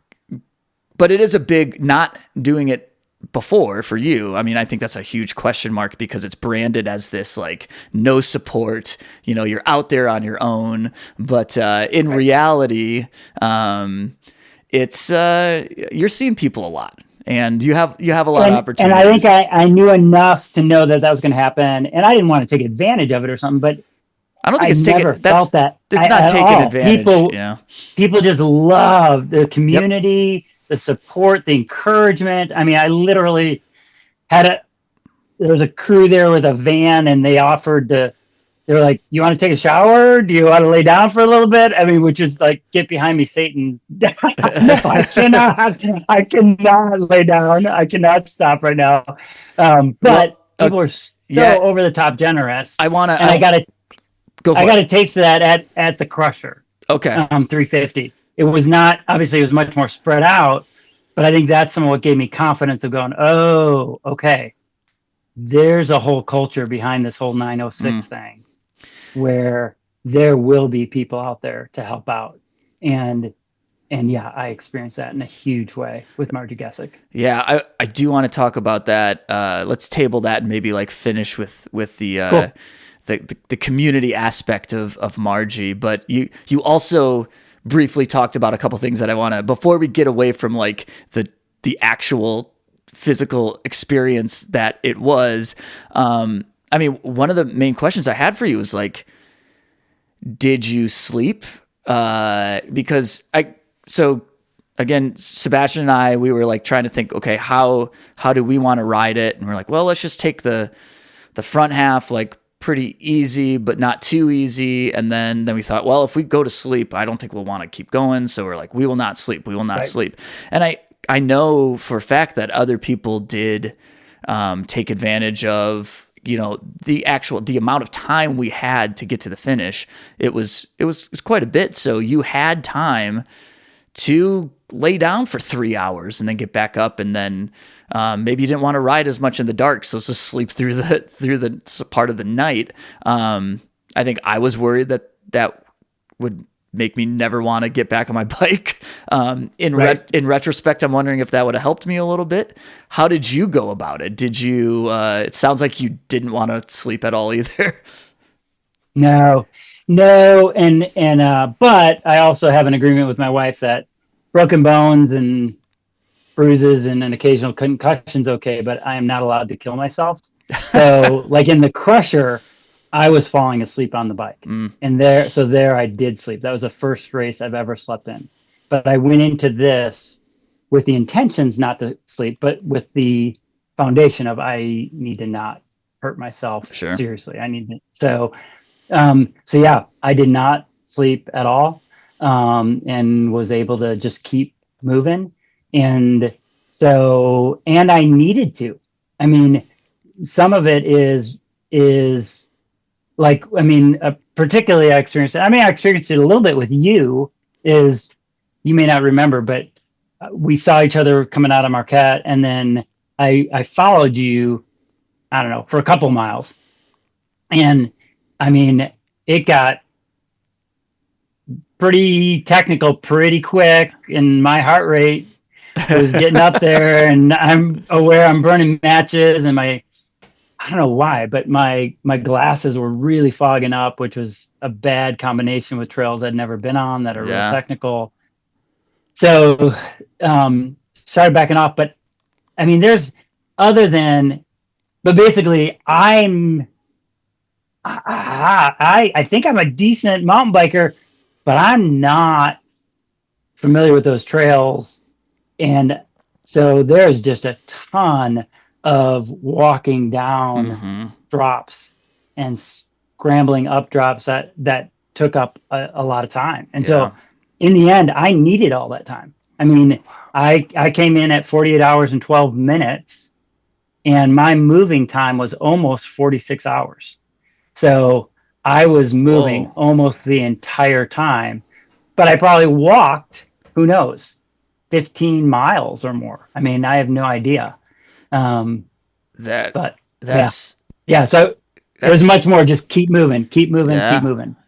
I know I got to a point when I got into Jackson Mine the third time, Jackson Mine Park, and it was after you're done with the South Trail and all that stuff again. And at that point in the day, it was like full sun, very hot. You're kind of going through that sandy 2-track area, and then you have the Iron Ore Trail that takes you up into Negaunee. And I was destroyed. I was completely destroyed. But also on the mental side of it, the thought of my full upper body was nothing anymore. Like I could not. Isn't it crazy? The upper body effect. Yeah, your shoulders. Yep. I mean, your arms, your wrists, and everything. I did not trust myself. Like anything technical, I was getting off the bike because I just didn't have enough strength to pop over anything, to finesse my way through. Like I'm so used to like riding any sort of trail. And also what you have to be doing in that type of trail. And so one, I was just like mentally fatigued, physically fatigued, could not really do much of anything, but then just trying to wrap my head around essentially what would have been walking all of Ramba to finish the thing. It just wasn't computing. Like it just was like, it was like 404 does not compute. Like this will not work, Trevor. You will not go on. But I know that wasn't a unique thing for me. Everyone that was there was having to deal with the same thing. And it's like, were you okay with keeping moving forward and getting off your bike and all this, or did it not work for you? I want to talk about 48 hours, 18 minutes. Is that what you said? 48 hours, 12 minutes. 12 minutes. One word first. Pilates. Oh, Pilates. So yeah. I have actually my co-pastor's wife teaches Pilates for Illinois State University. I've done that. Michelle Clunky. I've done that for years, and I recruit everybody I possibly can. Yeah. It has made a world of difference with this endurance stuff. There's no way I would have been able to do it, because the upper body effect, even if you can still produce power in your legs, the upper body cumulative effect. I mean, it's like you're planking over your bike. Yep. For hours.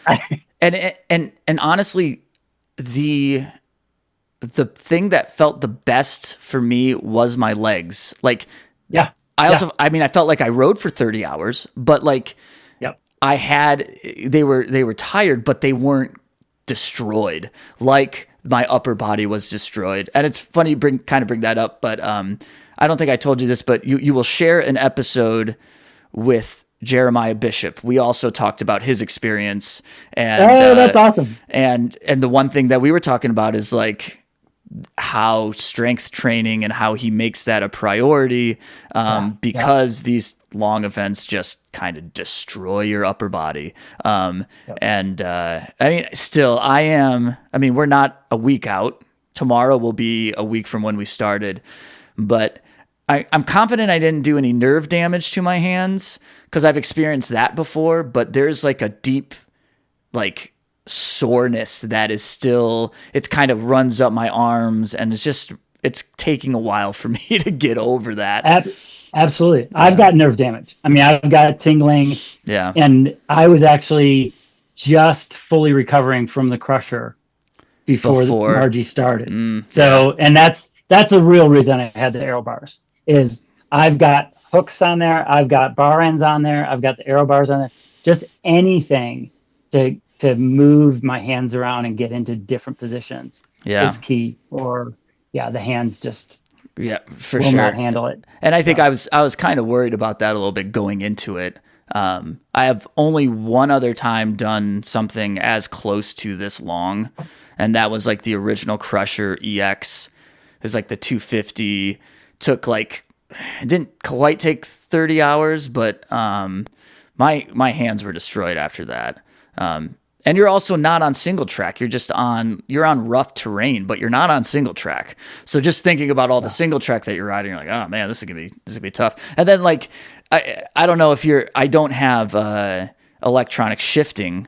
So you do have to use a little bit of pressure for your dropper post or for your shifting. And after a while, your thumbs are so tired, especially all the times you want to drop your seat.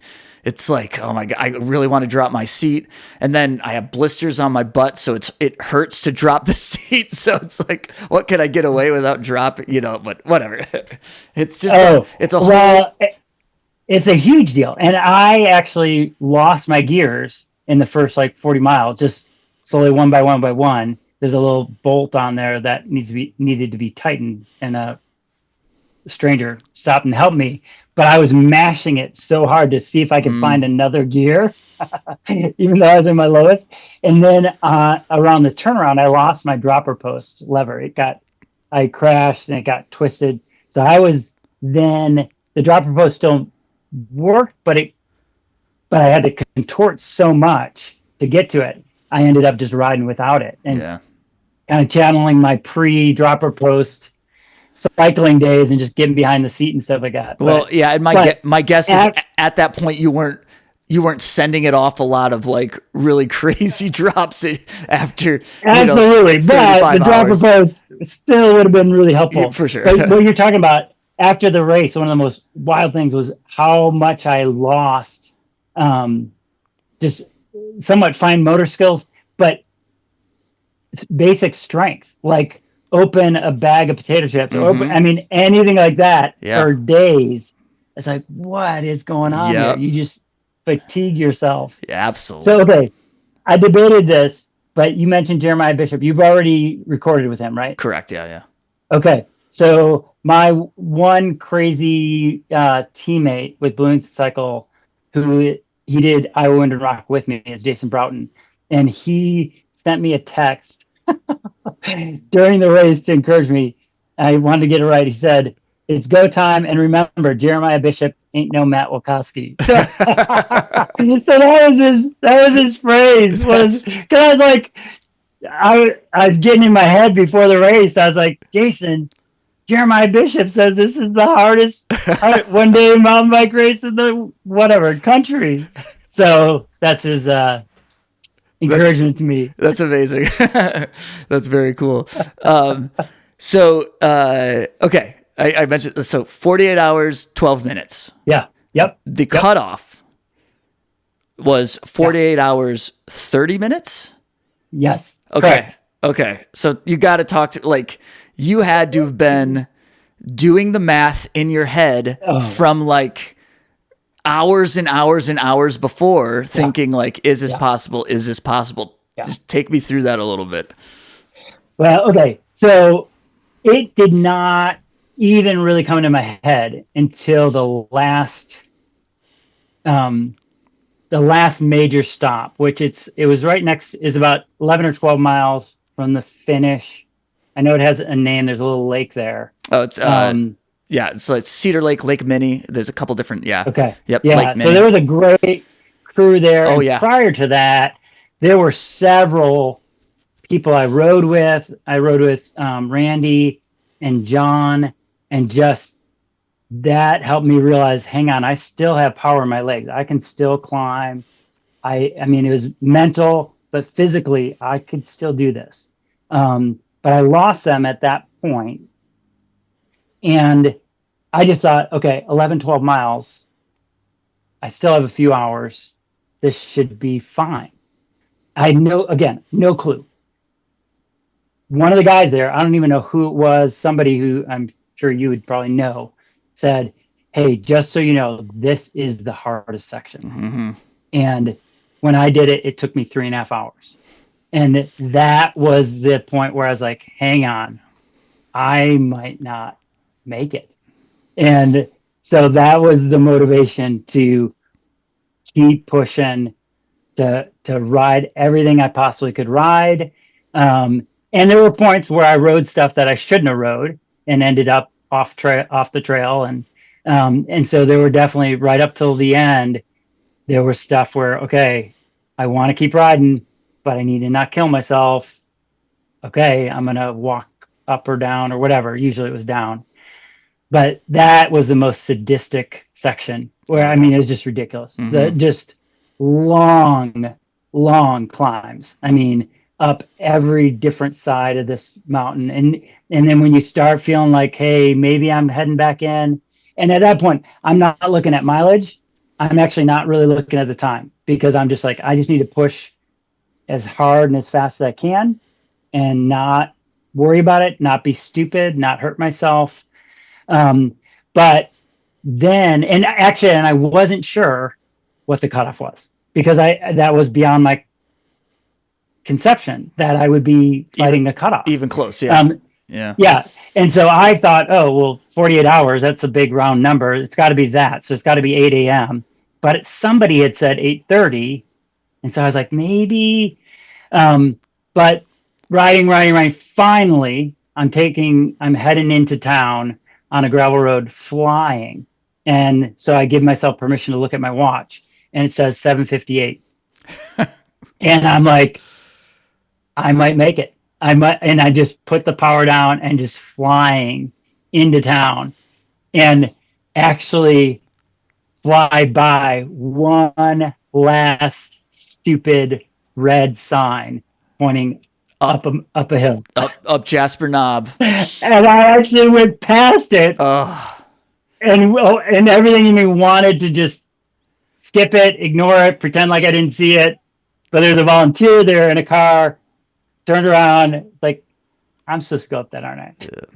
And you had already experienced it. It was the first hill that we had the first single track hill. I'm delirious, and I don't know this area, so I didn't even. That makes sense now, but it looked a lot different then. So okay, and at that point, I'm like, I don't really. At least I told myself I don't really care that much whether I officially make it or not. It's all right, whatever. Go up Jasper Knob, and was able to ride it and stuff like that. And sure enough, there's a token up there. It's the Dum Dum. Yep. And come back, fly down into town.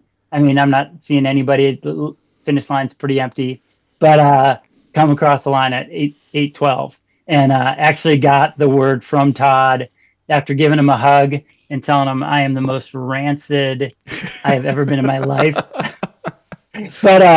But found out that 8:30, sure enough, was the cutoff. So I officially finished. So DFL, my first DFL in my life, and crazy. So the also, that was, and then the finish line. I mean, they're tearing down. Todd got photo, which is great. I realized I lost my phone at that point. I mean, there's all kinds of craziness going on. There's a guy who rolled in who had been with a runner, a young woman, for the last 8 hours through the night. He came in at one point, was telling that story.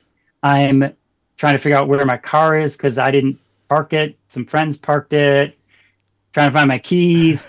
The guy from One Up comes, and he's like, I haven't told anybody this, but the DFL for the Marji, they get this rack. And so I got a rack, which has been like, I have wanted one of those great racks forever. That's amazing. And then the guy who came in, he's like, did somebody lose a phone?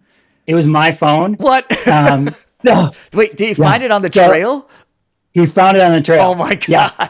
And it was totally fine, in good shape. I mean, so Trevor, I know we have time restrictions, but it was nuts. Everything was kind of coming together at the end. I had loaned a light to John, and checked Lost and Found. He had left it with them in Lost and Found, and was able to get my light back. And everything just felt like it worked. And unbelievable to be able to finish that. I feel like there's a dozen things that would have made it not happen. Wow. And so I'm just very thankful that I could be a part of it and that I could finish it. So well, I mean, what's so impressive. The dead last thing. I mean, it's such a like, it's kind of a tongue in cheek, whatever. But like, right. I can't think of another Well, I mean, I'm sure it's such an accomplishment to finish the whole thing that dead last is just it's the wrong way of thinking about it. It's like, and it's a tongue in cheek. yeah. I mean, it really is. So, I mean, yeah. it was 50% of us didn't make it, which is crazy. Yeah. And 50% of Hall of Fame, Hall of Pain members. Yeah. And that's what makes me really thankful. Just going, okay, everything had to pretty much go perfect. Yeah. In order for me to be able to do this. Most definitely. So, yeah, do not take that for granted. Yeah, man, I'm super impressed. And for it to be your first go and your first experience of anything, Marji, to be able to take it on and just crush it, just nail it, and just finish like it's a super cool story, super impressive. And man, I can't believe it. You had brought this up, but obviously the race, Marji, is it's what keeps me coming back. Is like it's unique. It's uniquely Upper Peninsula Michigan. It's unique to the community. The trails are unique. The people are unique and positive. You kind of already talked about it. You mentioned how supportive everyone out there was on the trail. Being your first time, like, what's your take on the Marji Gesick vibe, the community vibe, the 906 vibe? It's just amazing. I mean, it's just authentic from everything of just life is hard. And what are you going to do about it? Life is hard for everybody. Not everybody all the time, but everybody has to deal with pain. Everybody has to deal with hardship. Everybody has to face quitting points in life. And that metaphor and how they tap into it just feels so real and honest and raw. And there's a tough veneer to it, but there is a heart behind it of look out for each other and care for each other and be there for each other and encourage anybody who tries this thing. I mean, there's no shame as much as whatever. There's the tongue in cheek again, text quitter, and all that stuff. There is a culture that goes, I have mad respect for anybody who straddled a bike at any distance in this thing. And I just think, I don't know Danny, but I gotten to know Todd a little bit. I just think it's amazing what they have created and put together and the community that surrounds it. So I am #1 fan of 906 AT. And then you add to it, what is this organization about ultimately?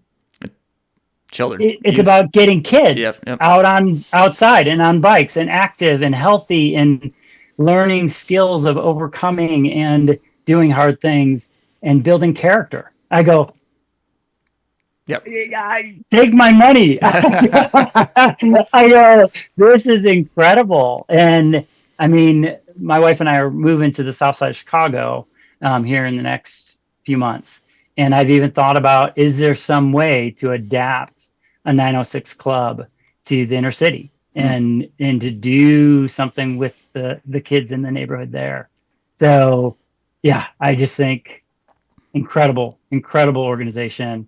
And just a chance for me personally to test myself and to go, okay, I don't know. Can I do this? And there's as difficult, as painful, as hard as it is, there's something deeply satisfying to really find your limits and do hard things.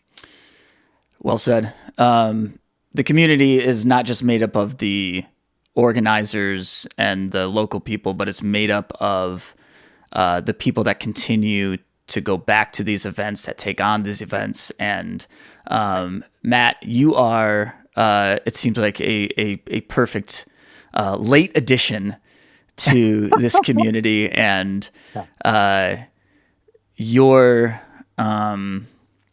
the things that are important to you just resonate so much, I think, with what it means to take on the Marji, take on Crusher, Polaroil next. Who knows? Yeah, it does feel like I have to. Yeah, I think I have to do the Polaroil Ultra. I've already got a guy. Jim Johnson has already volunteered his bike and equipment, so he's taken away the excuses. I don't have a fat bike, but so yeah, Polaroil's fun. I mean, you got to do it.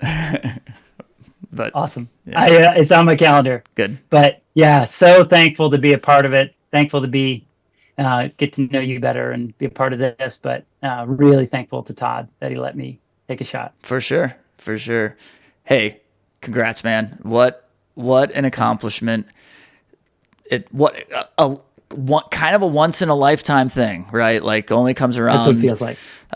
Once every 5 years. And like you said, you don't know where you'll be in 5 years. I don't know where I'll be in 5 years. That's a big reason I wanted to try it this year, is like, I don't know what it's going to be going on in my life in 5 years. I better try it now. So yeah, once in a lifetime thing to take it on, and way to crush it. Amen. Thank you. Appreciate it, Trevor.